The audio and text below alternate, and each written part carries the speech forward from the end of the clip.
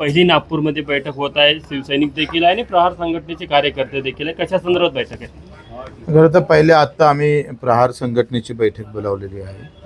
त्यामध्ये या विभागातली जी प्रहार संघटना आहे त्याच्यामध्ये किती लोक प्रहार एक सामाजिक संघटना म्हणून काम करणार आणि किती लोक शिवसेना म्हणून राजकारणात काम करेल, या सगळ्या संदर्भात आपण चर्चा करतो आहे.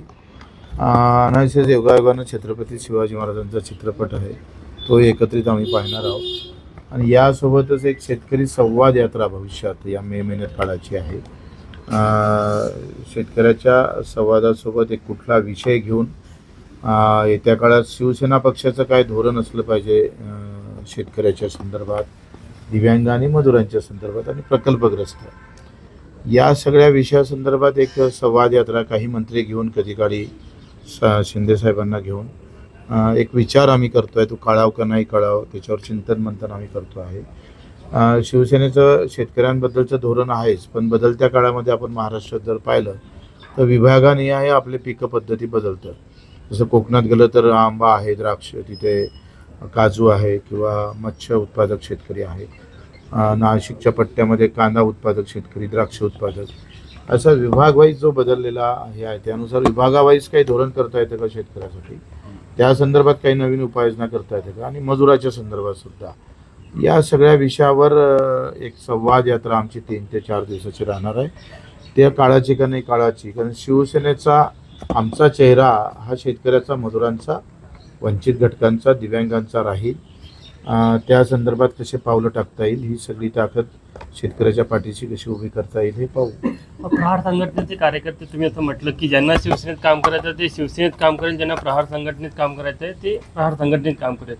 दोन्ही ठिकाणी काम नाही करणार का? म्हणजे काम करेल, पण कसं आहे, काही लोकांचं लक्ष राहते की बाबा आता मी आयुष्यभर काही राजकारणात कुठल्या काम करणार नाही, मला एक सामाजिक संघटना म्हणून, सामाजिक काम म्हणून काम करायचं आहे. त्यांना शिवसेनेने ताकद द्यावी, शिवसेना त्याला सामाजिक कामात कसं ताकद देता येईल, कारण 2 वेगळे प्रवाह आहे. लक्षात घ्या का काही कार्यकर्ते असं असतात ते आयुष्यात कधीच उभे राहत नाही, पण त्याला सामाजिक कामात गोडी असतं, तर त्याला तिथे ताकद कशी देता येईल. आणि ज्याला सामाजिक संघटनांनी राजकारणच करायचं आहे तर त्याला शिवसेनेला कशी ताकद देता येईल. आपली लक्ष आखरी असं आहे का राजकारणात आम्हाला शिवसेनेशिवाय दुसरा पर्याय नाही, आम्ही कुठलाही दुसरा विचार करू शकत नाही, पण सामाजिक संघटनेच्या माध्यमातून कशा पद्धतीनं आपल्याला अधिक ताकद बळ भेटेल तो पण आपण विचार करू. शिवसेनेत प्रवेश करण्याआधी काही अटी शर्ती ठरल्या होत्या का? त्यात ही अट होती का? नाही, अशा काही अटी शर्तीचा विषय नाही. म्हणजे ह्या असं करावं लागेल आणि तसं करावं असं काही. त्यामुळे आणि आम्हाला काय 20-25 वर्षापासून फार अटी शर्तीत राहण्याचा. तर तुम्ही जुने शिवसैनिक आहात, पण आता पुढे करताना प्रहार आणि शिवसेना दोन्हीचं काम तुम्ही करणार आहात. ते पाहू. आता त्याच्या सगळ्या बैठकी घेतो आहे, एक विभागाची बैठक. आता 9 तारखेला पुन्हा अमरावती विभागाची बैठक आहे, मग मराठवाडा विभागाची आहे, मग पश्चिम महाराष्ट्राची, कोकण विभागाची, मुंबईची, अशा बैठकी करून त्यातून काय सूर निघतं आणि कसं सोयीचं होईल. कसं आहे, आखरी आम्हाला शिवसेना राजकारणात मजबूत करायची आहे. घराघरापर्यंत धनुष्यबाण नेण्याचा प्रयत्न आम्ही प्रामाणिकपणे करणार आहोत आणि त्या पद्धतीनं ही सगळी ताकद शेतकऱ्याच्या बाजूनं, मजूर दिव्यांगाच्या बाजूनं उभी कशी राहील, तो एक प्रामाणिक प्रयत्न करणार. आजच्या बैठकीत शिवसैनिक येणार आहेत का? आणि तुमच्यासोबत चित्रपट बघायला देखील काही शिवसैनिकांचा सहभाग असतो? आम्ही काही शिवसैनिक आहे ते सोबत राहून पाहू. आता आम्ही शिवसैनिकच आहे ना. म्हणजे यात्रा काढत आहे तर शेतकऱ्यांचे कुठले विषय पुढच्या काळात अजेंड्यावर असणार आहे? कारण आता तुम्ही सत्तेमध्ये आता प्रश्न सोडवणं सोपीच आहे. खरं तर प्रोत्साहन निधी आहे, कर्ज माफीमधला जो महत्त्वाचा गुंता राहिलेला आहे का, प्रोत्साहन निधी जो 50,000 दिलेला आहे तो फार कमी दिला गेला. आणि त्यामध्ये मला असं वाटतं का प्रोत्साहन निधीमध्ये आम्ही त्यांना म्हटलं का जर मी 1.5 लाखाचं कर्ज माफ भरत असेल रेग्युलर, मी 1 लाखाचं भरत असेल, कोणी 3 लाखाचं भरत, त्या रकमेवर प्रोत्साहन निधी वाढवला पाहिजे. हे मी CM साहेबांशी पण बोललेलो आहे, शिंदे साहेबांशी बोललो. दुसरा आहे हमीभावाचा आणि पेरणी ते कापणीपर्यंत सगळे कामं MRGSमध्ये व्हावं. मजुरासाठी आणि युवकांसाठी एक धोरण नव्यानं करणं फार गरजेचं आहे. आणि दिव्यांगाचे जे रखडलेले प्रश्न आहे, म्हणजे मंत्रालय बळकटीकरण, तर ते जिल्हा स्तरावर दिव्यांगाचे अधिकारी कसे येईल.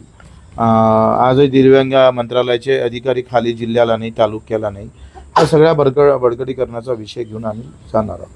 छत्रपती संभाजीनगरमध्ये अतिक्रमण कारवाई दरम्यान एका दिव्यांग महिलेचं दुकान जे होतं ते तोडण्यात आलेलं आहे, ते आंदोलनही करतायत. ॲक्च्युली ही भूमिका योग्य वाटते का? मला असं वाटतं का कुठल्याही अधिकाऱ्यांना इतकं निर्दयी व्हावं गरज नव्हती. उलट हा एक चांगुलपणा प्रशासनामध्ये जी मानवता नावाची गोष्ट संपलेली आहे त्याचं एक मोठं उदाहरण आहे. त्याचा आम्ही निषेध करतो आणि त्यांना आम्ही आता लगेच जागा पाहून एखादं राहण्याजोगतं घर आम्ही बांधून देऊ. नरसापूरची घटना भाऊ पाहिली आपण कशा पद्धतीनं तुम्ही आता तर मागणी होता की त्याला ठेचून मारलं पाहिजे अशा पद्धतीने होता. अशा घटना घडत्या. बच्चू कडू म्हणून तुमचा जो स्वभाव आहे किंवा अशा लोकांसोबत काय झालं पाहिजे? कायदा तरी ते कायद्याच बदलवला पाहिजे. काही कायदे बदलवणं फार गरजेचं आहे. मला असं वाटते का त्याला भर चौकात फाशी देण्याची शिक्षा असेल किंवा हातपाय, जसं छत्रपती शिवाजी महाराजांनी आपल्या राज्यामध्ये दोन्ही पाय दोन्ही हात ज्याचा चौका केला होता त्याला व्यवस्थित त्या पद्धतीनं आता सरकारनं काही ठिकाणी तरी समोर जाणं गरजेचं आहे. जरी ते दिसायला वाईट वाटत असेल तरी मला असं वाटतं का त्याची गरज आहे. का होतं आहे, जरब नाही आहे आणि जरब नाही आहे म्हणून ह्या घटना होतं. उलट चौकात येऊन त्याचा जर चौरंगा केला ना, जो छत्रपती महाराजांनी केला, मी तर म्हणतो रायगडाच्या पायथ्याशीच करावा. एक जागा निवडून ठेवावी राज्य सरकार आणि किल्ल्याच्या पायथ्याशी असा चौरंगा करण्याचा नवीन कायदा सरकारनं केला पाहिजे. पावसाळी अधिवेशनानंतर राज्यात मंत्रिमंडळात शक्यता आहे, विस्तार होण्याची शक्यता आहे. तुमच्या नावाची जोरदार. माझं काय म्हणणं आहे, आमच्या मंत्रिमंडळाच्या विस्तारापेक्षा हे मुद्दे फार महत्त्वाचे आहेत आणि त्यासाठी येणाऱ्या अधिवेशनामध्ये ह्या सगळ्या गोष्टी आम्ही फार ताकदीनं आणि फार मजबूतीनं मांडणार आहोत. जे सरकारनं निवडणुकीच्या वेळेस दिलेले आश्वासन आहे त्याची पण आठवण आम्ही सरकारला करून देऊ. अखेर शिवसैनिक आम्ही निवड पक्षासाठी असं नाही आहे. आम्ही शिवसैनिक इथल्या समाजासाठी, सामान्य माणसासाठी, कार्यकर्त्यासाठी आहे. त्याचा एक पाय शिवसेनेसाठी जात असेल तर दुसरं पाऊल हे सामान्य माणसासाठी उचलल्याशिवाय राहणार नाही. हा बच्चू कडूचा बाणा तेवढ्याच कणखरपणे ताकदीनं येत्या काळात तुम्हाला दिसणार आहे.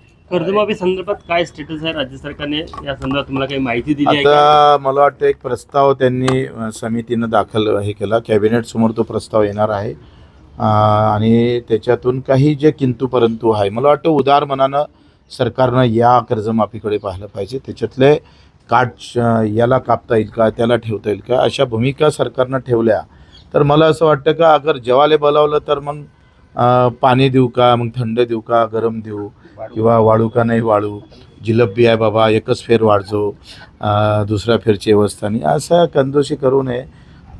मला वाटते फडणवीस साहेबांनी सुद्धा यावर लक्ष घातलं पाहिजे. अगर देना आहे तो फिर पुरे दिल से, स्क्रुटिनी नको. नाही बिलकुल स्कूटी पाहिजेच.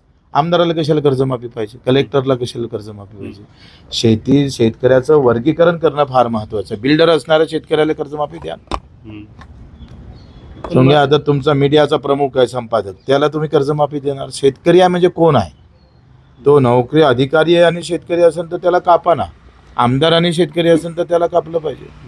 पण जी मर्यादा आखली आहे की इतकंच कर्जमाफी, ती मान्य नाही का तुम्हाला? मला असं वाटतंय का 2 लाख 4 लाख कर्ज असेल तर 2 लाख माफ करावं, 2 लाख त्याच्यावर राहील.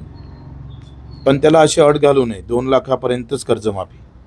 किती काही कर्ज असलं किमान 2 लाख तरी माफ केलं पाहिजे.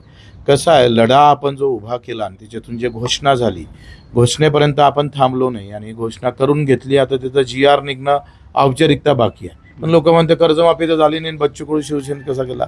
अरे विधान परिषदमध्ये सभेमध्ये घोषणा करणं ही फार मोठी गोष्ट आहे. त्या घोषणेपासून सरकारला पड काढता येणार नाही आणि आता तर आम्ही सरकारमध्ये आम्ही पडू देणार नाही. त्याच्यावरच ठाम ठेवू. भाऊ, नवीन हंगामासाठी कर्ज घेताना शेतकऱ्यांना कुठेतरी अडचणी जाण्याची शक्यता आहे. अनेक ठिकाणी बँकवाले जे आहे ते पाहिजे त्याप्रमाणे शेतकऱ्यांना मदत करत नाही. त्यासाठी कुठेतरी हे अगदी बरोबर आहे का कर्ज मागचं कर्ज थकीत आहे आणि नवीन कर्ज देता येत नाही. त्या संदर्भात मला वाटतं या 10-15 दिवसात शासन निर्णय निघेल आणि तो शासन निर्णय निघाल्यानंतर जे थकीत कर्जदार आहे, जसं मी माझ्या बँकेचा अध्यक्ष आहे तर माझ्या बँकेतल्या किमान 70,000 शेतकऱ्यांची कर्जमाफी पूर्ण होईल. खरा जर विदर्भातला जर विचार केला आपण तर 1.5 ते 2 लाखापर्यंतच कर्ज शेतकऱ्यांवर आहे. तर ते सगळे माफ होणार आहे. 70,000 लोकांना फायदा माझ्या एकट्या बँकेत होणार आहे आणि त्याच्यामुळे आता आम्ही जे धोरण आखतोय की त्यांना कर्ज देण्याच्या संदर्भातला विषय आपण समोर नेणार आहोत. कडूजी, नाना पटोले यांनी तुम्ही वर कटाक्ष केला आहे की उपमुख्यमंत्रींना मुख्यमंत्री बनवू, यासाठी तुम्हाला म्हणणं आहे की नया मला 5 वेळा नमाज पडता, यावर तुमचं काय बोलणं आहे? नाना पटोलेचं मत एवढं मनावर घ्यायची गरज नाही, कारण त्यांनी बरेच पक्ष फिरून सगळ्या भूमिका बदललेल्या वेळेवर, आणि आम्ही ही भूमिका जी घेतलेली आहे ही भूमिका शिंदेसाहेबांना तर आम्हाला आमचं ते प्रत्येक शिवसैनिकाचं ते स्वप्न राहील, त्यासोबतच दुसरं स्वप्न आमचं शेतकऱ्यांचं आहे. मला असं वाटतं का शिंदेसाहेब असले तर या गोष्टीचं दिव्यांग मंत्रालय दिलं तर यावर अधिक लक्ष झालं असतं, मला असं व्यक्तिशः वाटतं. त्याच्यामुळं आता शिंदेसाहेबाच्या थ्रू आम्हाला फडणवीस साहेबांकडून करून घ्यावं लागेल. अगदी मार्ग तोच आहे, श्रमोद्धीचा मार्ग शिंदेसाहेबापासून सुरुवात होते आणि तिथंच तो एंड होते. चला, काय म्हणतात माझं काय हां, बहुते व्हिज्युअल